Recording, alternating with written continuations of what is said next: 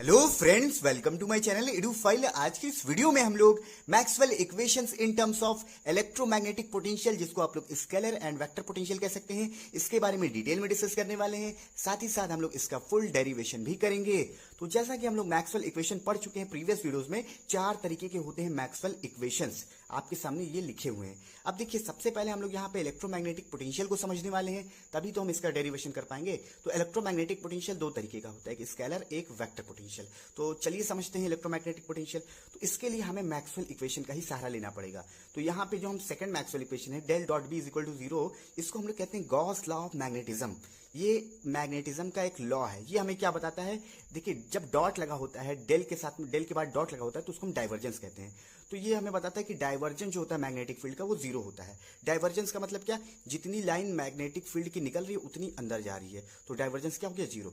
तो डाइवर्जेंस, और ये सही भी है, आपको पता है कि मैग्नेटिक फील्ड लाइन कैसी होती है, क्लोज होती है, इस तरीके से ये क्लोज्ड होती है, तो हमें पता है। तो ये है गॉस लॉ का मैग्नेटिज्म कि del dot B is equal to 0, इसको हम लोग लेंगे यहाँ पे। तो मैग्नेटिक फील्ड कैसा होता है, डाइवर्जेंस लेस होता है। अब देखिए, वेक्टर कैलकुलस का हम लोग यूज करेंगे। वेक्टर कैलकुलस क्या मतलब, डाइवर्जेंस, कर्ल, ग्रेडियंट, इन सब का यूज करेंगे। तो हमने वेक्टर कैलकुलस में पढ़ा है कि important result, divergence of curl of any function 0 होता है। ये हमें पता है वेक्टर कैलकुलस के हेल्प से। तो अभी देखिए हम कैसे निकालेंगे, कैसे हम समझेंगे स्केलर एंड वेक्टर पोटेंशियल। तो देखिए आप यहाँ पे, तो ये आप देखिए रिजल्ट देखिए, ये आपको क्या पता है, del dot B is equal to क्या पता है आपको, 0 होता है। क्लियर है। तो यहाँ पे हम इसको लिखेंगे डेल डॉट बी, और 0 के जगह पे हम लोग लिख सकते हैं डाइवर्जेंस ऑफ कर्ल। यहाँ पे लिख सकते हैं डाइवर्जेंस। डाइवर्जेंस मतलब क्या, डॉट लिखेंगे, और कर्ल मतलब ये इस तरीके से कर्ल। कर्ल जब लगता है तो क्रॉस, और कोई भी फंक्शन हम ए मान लेते हैं। तो अब ये देखिए, डेल और डेल यहाँ से रिमूव हो जाएगा, तो बी इज इक्वल टू क्या आ जाएगा, डेल क्रॉस ए। भाई ये वाला डॉट वाला रिमूव होगा आगे से, तो बी इज इक्वल टू क्या आ गया, डेल क्रॉस ए। तो यहाँ पे आप समझिए कि यही है आपका जो ए जो फंक्शन बाद में आया है, इसी को हम लोग कहते हैं वेक्टर पोटेंशियल या मैग्नेटिक पोटेंशियल। तो ये है वेक्टर पोटेंशियल का डिफिनेशन और मतलब। यहाँ पे समझिए इसको, देखिए गॉस लॉ ऑफ मैग्नेटिज्म बताता है कि मैग्नेटिक फील्ड डाइवर्जेंस लेस होता है, that means del dot B is equal to 0 होता है। तो इसी 0 का हम फायदा उठाएंगे, एक रिजल्ट का यूज करेंगे। वेक्टर कैलकुलस में हमने पढ़ा है क्या, कि डाइवर्जेंस जब होता है तो डॉट लगता है, कर्ल जब होता है तो क्रॉस लगता है। तो del dot del cross A जो होता है वो 0 के इक्वल, तो यहाँ पे हम 0 के जगह पे ये लिख देंगे। तो अब देखिए, डेल से डेल रिमूव हो जाएगा, तो B is equal to del cross A. यानी मैग्नेटिक फील्ड को हम एक फंक्शन के रूप में लिख सकते हैं।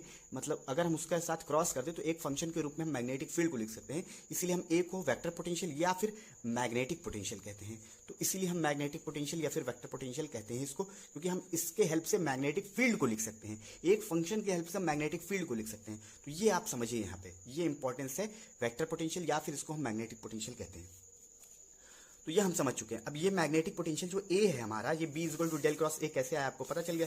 जो मैग्नेटिक पोटेंशियल है ये एक वेक्टर पोटेंशियल है। तो वेक्टर पोटेंशियल हम समझ चुके हैं। अब स्केलर पोटेंशियल की बारी है। तो स्केलर पोटेंशियल समझने के लिए क्या करना होगा हमें, तो स्केलर पोटेंशियल समझने के लिए भी हमें एक मैक्सवेल इक्वेशन को लेना पड़ेगा। तो यहाँ पे हम लेते हैं थर्ड मैक्सवेल इक्वेशन, जो कि फैराडेज लॉ है। फैराडेज लॉ हमें बताता है कि इलेक्ट्रिक फील्ड को चेंज करेंगे तो मैग्नेटिक फील्ड में चेंजेस आएगा, मैग्नेटिक फील्ड को चेंज करेंगे तो इलेक्ट्रिक फील्ड में चेंजेस आएगा। बहुत ही सिंपल सा लॉ है फैराडेज का। तो फैराडे लॉ का हम यूज करेंगे, और इसको हम मैग्नेटिक पोटेंशियल के रूप में लिखना चाहते हैं, मतलब ए के रूप में। तो लिख देंगे, क्या दिक्कत है। देखिए, del cross E is equal to minus del P upon del T होता है। तो ये हमें पता है। और यहाँ पे जो बी है, इसी के जगह पे हम डेल क्रॉस ए लिख देंगे, क्योंकि हम निकाल चुके हैं कि हम मैग्नेटिक फील्ड को एक फंक्शन के रूप में लिख सकते हैं। तो ये हमने लिखा है फैराडेज लॉ को इस तरीके से। Del cross E is equal to होता है, अब यहाँ पे मैं आपको बता दूं, यहाँ पे सब पे वेक्टर साइन लगेगा, डेल पे, ई बी पे सब पे वेक्टर साइन, तो आप वेक्टर अंडरस्टूड लगा लीजिएगा। अब इसके आगे डिस्कस करते हैं। देखिए, del cross E is equal to, यहाँ पे हम इसको लिखेंगे डेल को हम बाहर ले लेंगे और इसको यहाँ पे क्रॉस लगाएंगे, minus del A upon del T लिख दिया। अब यहाँ पे आप क्या करेंगे, इस पूरे टर्म को इधर ले जाएंगे, मतलब यहाँ इतने पूरे टर्म को इधर ले जाएंगे, तो क्या आ जाएगा, प्लस आ जाएगा, और दोनों में से हम डेल को कॉमन लेंगे, तो हो जाएगा डेल क्रॉस और यहाँ पे ई plus del A upon del T. Simple सी बात है। इधर क्या बचा, 0 बचा, कुछ नहीं, सारे टर्म को हम इधर ले गए ना, माइनस पूरा माइनस इधर ले गए, तो ये इस तरीके से हो गया। अब यहाँ पे एक रिजल्ट का और यूज करना है हमें वेक्टर कैलकुलस के ही हेल्प से। वेक्टर कैलकुलस हमें क्या बताता है, वेक्टर कैलकुलस हमें ये बताता है कि curl of gradient of any function जो होता है वो 0 के इक्वल होता है। यहाँ पे मैं लिख देता हूँ इंग्लिश में कि curl of gradient of any function is equal to 0। तो ये हम यूज कर रहे हैं। देखिए क्रॉस लगा हुआ है तो क्रॉस लगा दिया। अब यहाँ पे कुछ नहीं लगा हुआ है, डॉट भी नहीं लगा हुआ, तो इसका मतलब ये ग्रेडियंट होता है। जैसे कोई फंक्शन है डेल ए लिख दिया हमने, तो ये ग्रेडियंट है। अगर डॉट लगा दिया तो डाइवर्जेंस है, अगर क्रॉस लगा दिया तो कर्ल होता है। तो ये सब आपको पता होना चाहिए। तो यहाँ पे ये 0 के इक्वल होता है। तो भाई यहाँ पे हम प्लस करके इस टर्म को लिख सकते हैं, क्योंकि इसका मतलब कुछ नहीं है, इसका मतलब 0 है। इस टर्म का मतलब 0 है, तो 0 हम कहीं भी इंट्रोड्यूस कर सकते हैं। इज इक्वल टू 0 लिख दिया हमने। अब यहाँ पे देखिए डेल क्रॉस हम क्या करेंगे, del cross E plus del A upon del t को यहीं पे लिख देंगे और इसको इधर भेज देंगे। तो यहाँ पे देखिए ये डेल और ये डेल रिमूव हो जाएगा, तो हमारा ये टर्म बचेगा ब्रैकेट वाला, और यहाँ पे माइनस डेल फाई बचेगा। सिंपल है, इतना बचा। तो अब देखिए यही जो E plus del A by del T है और यहाँ पे माइनस डेल फाई है, यहाँ पे जो फाई है, जो फाई को हम डिफाइन कर रहे हैं, वो फाई होता है स्केलर पोटेंशियल। क्या होता है ये फाई? Scalar potential. तो आप वेक्टर पोटेंशियल और स्केलर पोटेंशियल समझ चुके हैं, बहुत इंपॉर्टेंट है, आगे काम आएगा इलेक्ट्रोडायनेमिक्स में बहुत ज्यादा। तो ये है स्केलर पोटेंशियल, फाई इस तरीके से डिफाइन किया जाता है। अब फाई के हेल्प से आप इलेक्ट्रिक फील्ड को पता कर सकते हैं। तो फाई एक फंक्शन है जिसके हेल्प से आप इलेक्ट्रिक फील्ड को पता कर सकते हैं, और यहाँ पे ए की भी जरूरत पड़ेगी। तो इस तरीके से ये स्केलर पोटेंशियल का यूज है, इसका महत्व है, और ये फैराडेज लॉ से आप निकालते हैं। तो ये दोनों हम समझ चुके हैं, स्केलर और वेक्टर पोटेंशियल। अब यहाँ पे इलेक्ट्रिक फील्ड आपको निकालना हो तो इसको आप इधर भेज दीजिए, डेल अपॉन डेल टी को, तो इलेक्ट्रिक फील्ड आप निकाल लेंगे। तो स्केलर एंड वेक्टर पोटेंशियल समझ में आया। अब हमें क्या करना है, मैक्सवेल इक्वेशन को लिखना है स्केलर एंड वेक्टर पोटेंशियल के रूप में। तो चलिए लिखते हैं, बहुत ही सिंपल है। यहाँ पे हम लोग क्या करेंगे, गॉस लॉ का यूज करेंगे। गॉस लॉ दो होते हैं, एक मैग्नेटिक का, एक इलेक्ट्रिक का। तो ये नीचे वाला मैग्नेटिक का है और ये इलेक्ट्रोस्टैटिक, ये मैग्नेटोस्टैटिक का है। तो समझिए ध्यान से। तो Gauss law in terms of potential हम लिखेंगे तो हमारा ये प्रूफ होगा। तो कैसे लिखेंगे, देखिए del dot E is equal to rho by epsilon naught होता है। तो यहाँ पे डेल को हम डेल ही लिखेंगे और डॉट लगा देंगे, और ई जो हमने निकाला है अभी यहाँ पे minus del phi minus del A upon del t को हम यहाँ पे पुट कर देंगे, और इधर हम लिख देंगे रो बाई एप्सिलॉन नॉट। कोई दिक्कत नहीं। तो इसलिए हमने क्या लिख दिया, गॉस लॉ को पोटेंशियल के फॉर्म में लिख दिया, इलेक्ट्रोमैग्नेटिक पोटेंशियल के फॉर्म में, स्केलर और वेक्टर। कोई दिक्कत नहीं। अब देखिए यहाँ पे मल्टीप्लाई कर दीजिए, तो मल्टीप्लाई करेंगे तो डेल स्क्वायर फाई हो जाएगा। इससे मल्टीप्लाई करेंगे तो डेल बाई डेल टी, यहाँ पे क्या हो जाएगा, डेल बाई डेल टी, और यहाँ पे डेल डॉट ए हो जाएगा। देखिए क्योंकि डॉट है, और यहाँ पे आपका जो इधर है रो बाई एप्सिलॉन नॉट उतर जाएगा। अब इसको आप क्या करें, माइनस से मल्टीप्लाई कर दें। माइनस से मल्टीप्लाई करेंगे तो आपको मिलेगा del square phi plus del by del T, और यहाँ पे del dot A is equal to minus rho by epsilon naught. तो ये आपकी पहली इक्वेशन सॉल्व होगी। मैक्सवेल इक्वेशन को आपने लिख दिया स्केलर और वेक्टर पोटेंशियल के रूप में। अब हम दूसरा लिखेंगे। भाई दो ही इक्वेशन बनती है मैक्सवेल की, कब, जब हम इसको स्केलर और वेक्टर पोटेंशियल के रूप में लिखते हैं। तो एक इक्वेशन हो गई, अब दूसरी इक्वेशन की बारी। तो दोनों इंपॉर्टेंट है, ध्यान दीजिएगा। अब यहाँ पे जो हमें यूज करना है, यहाँ पे एम्पियर मैक्सवेल लॉ का यूज करना है। ये हमारा फोर्थ इक्वेशन, तो हम लिख देंगे। तो एम्पियर मैक्सवेल लॉ क्या है, डेल क्रॉस बी, यहाँ पे del cross B mu naught J is equal to mu naught J plus mu naught epsilon naught del E upon del T. तो ये है एम्पियर मैक्सवेल लॉ, तो इसका use करते हैं हम लोग। तो यहाँ पे देखिए डेल क्रॉस बी के जगह पे हम लोग क्या लिखेंगे, क्रॉस लगा दिया, और बी की जगह पे हम लोग डेल क्रॉस ए लिखेंगे, क्योंकि हमें पता है, तो हमने लिख दिया। और यहाँ पे mu naught J plus mu naught epsilon naught del E upon del T. तो डेल बाई डेल टी को हम बाहर ले लेंगे, और ई के जगह पे जो हमने निकाला है ये minus del phi minus del A upon del T, ये पुट कर देंगे। तो कोई दिक्कत नहीं। ये एम्पियर मैक्सवेल लॉ को इस तरीके से हमने पोटेंशियल के फॉर्म में लिख दिया। अब एक फॉर्मूला हमें वेक्टर कैलकुलस का और यूज करना है, जो कि आपके काम आएगा आगे बहुत ज्यादा। तो यहाँ पे देखिए, जैसे कोई फंक्शन है, अगर हम डेल क्रॉस एफ कर रहे हैं, ये इस तरीके का, तो इसका फॉर्मूला याद रखिएगा, डेल और bracket del dot F minus del square F. मतलब क्या है इसका, मतलब ये है कि ये ग्रेडियंट है, यहाँ पे डॉट नहीं लगा हुआ, तो gradient of divergence of F minus del square F, ये है इसका मतलब। तो हमें ये समझ चुके हैं ये फॉर्मूला, अब यहाँ पे यूज करेंगे इस फॉर्मूले का। तो देखिए सेम पैटर्न बन रहा है इसका। तो यहाँ पे हम क्या लिखेंगे, डेल और यहाँ पे डेल डॉट ए, देखिए यहाँ पे, और माइनस डेल स्क्वायर ए लिख दिया। और यहाँ पे म्यू नॉट जे, यहाँ पे इसको क्या करते हैं, मल्टीप्लाई करते हैं। तो minus mu naught epsilon naught, और यहाँ पे हो जाएगा डेल, और यहाँ पे del phi by del T, और माइनस तो आपका लगा ही आगे। फिर इससे मल्टीप्लाई करेंगे तो minus mu naught epsilon naught, और क्या हो जाएगा यहाँ पे, देखिए डेल और डेल का del two A by del T two, ये हो जाएगा। तो इतना आपको समझ में आया। अब इसको थोड़ा सा सॉल्व करते हैं। तो सॉल्व करते हैं तो कैसे, देखिए यहाँ पे जिसमें पावर 2 है उसको साथ मिलाइए। तो इस वाले टर्म में पावर 2 है, इसको इधर लाएंगे तो ये प्लस में हो जाएगा, देखिए, और ये हमारा पावर 2 है, तो इसको इन दोनों को हम साथ में रखेंगे, ब्रैकेट लगा दिया इस तरीके से, और फिर प्लस लगाइए आप, प्लस लगाया आपने, और इसको आप लिखिए। फिर तो इसको हम इस तरीके से लिखेंगे, डेल को हम बाहर ले लेंगे, डेल डॉट ए लिखेंगे, क्योंकि यहाँ पे इसको जो हम इधर लाएंगे, ये वाले टर्म को भाई ये और ये हम लिख चुके हैं, क्लियर है। अब हमें इसको और इसको साथ में लिखना है। तो यहाँ पे हम डेल को कॉमन लेंगे तो डेल डॉट ए हो जाएगा, और यहाँ से भी डेल को कॉमन ले रहे हैं तो यहाँ पे क्या बचेगा, mu naught epsilon naught del phi by del T. Clear है, क्योंकि ये तो प्लस में हो गया ना, इधर गया तो ये चीज हमारी आई है यहाँ पे, और म्यू नॉट जे को हम ऐसे का ऐसा इधर छोड़ देंगे। तो अब इधर देखिए यहाँ पे इसको हम क्या करते हैं, पूरे को अब थोड़ा सा माइनस से मल्टीप्लाई करते हैं। तो माइनस से मल्टीप्लाई करेंगे तो ये हमारा प्लस हो जाएगा और ये माइनस हो जाएगा, और ये जो प्लस में है वो माइनस हो जाएगा, और बाकी ब्रैकेट वाला तो वैसे का वैसा रहेगा क्योंकि मल्टीप्लीकेशन में है ना इससे। और इधर क्या हो जाएगा, माइनस म्यू नॉट जे। तो ये हमें इतना क्लियर हुआ। तो ये हमारा जो इक्वेशन है, ये इसको मान लेते हैं इक्वेशन नंबर 2, और ये है हमारा इक्वेशन नंबर 1।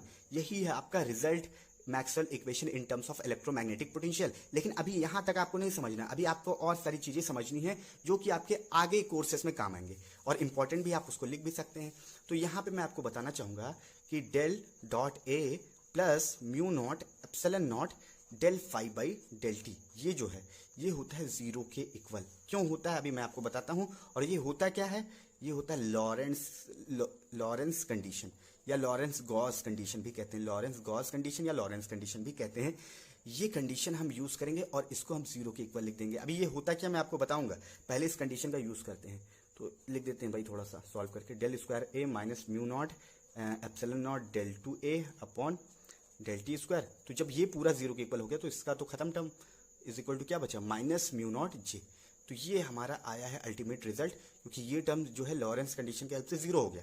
अब लॉरेंस कंडीशन क्या है भैया, तो ये इक्वेशन आप याद रखिएगा, ये है आपका अल्टीमेट फाइनल इक्वेशन, आगे काम आएगा। अभी मैं इसमें और इंप्रूवमेंट करूंगा।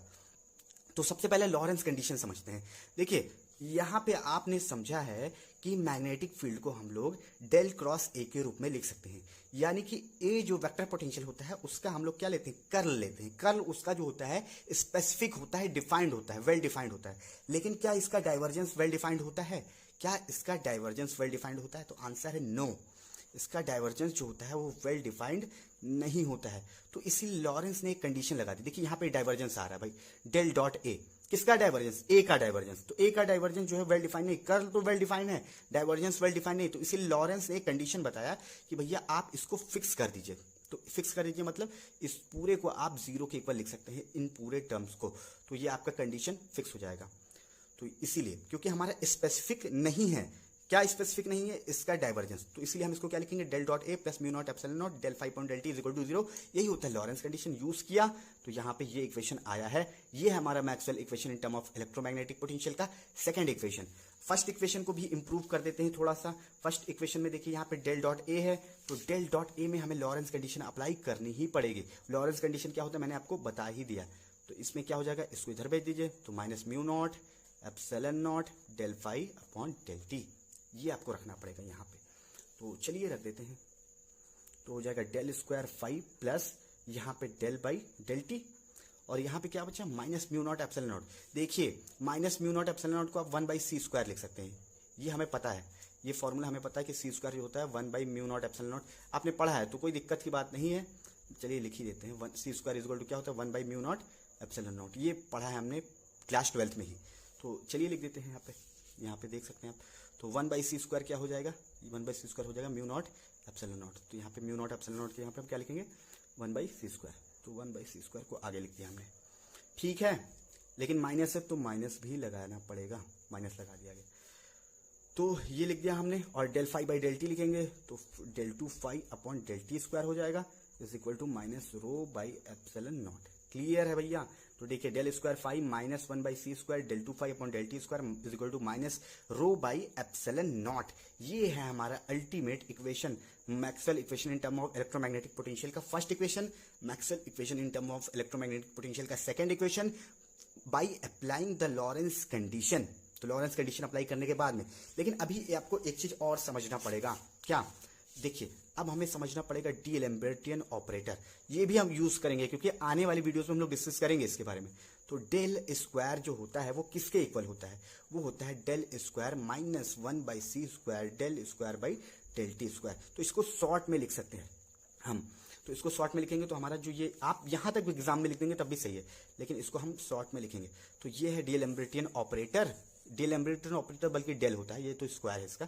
तो डीएलेम्बर्टियन ऑपरेटर के रूप में हम लोग लिखेंगे तो del square is equal to क्या हो जाएगा minus rho by epsilon naught. ये हमारा फर्स्ट इक्वेशन, और सेकंड को भी चलिए लिख देते हैं भाई। देखिए यहाँ पे फाई तो फंक्शन हो गया ना, तो फाई यहाँ पे, सॉरी यहाँ पे ठीक है, del square is equal to minus rho by epsilon naught, बल्कि नहीं होगा, यहाँ पे हम लोग क्या लिखेंगे, del square phi is equal to minus rho by epsilon naught. हमें फंक्शन भी लिखना पड़ेगा क्योंकि यहाँ पे तो हम डेल स्क्वायर को डिफाइन कर रहे हैं, यहाँ पे तो फाई भी है दोनों तरफ, यहाँ पे देखिए फाई नहीं है, फाई है, ठीक है।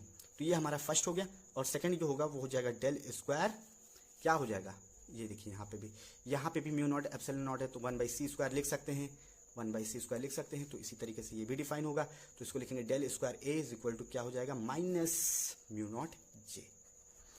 These two equations are very very important for the upcoming videos. तो आई होप ये वीडियो आपको अच्छे से क्लियर होगा। इस वीडियो में इतना रखते हैं। वीडियो देखने के लिए थैंक यू सो मच।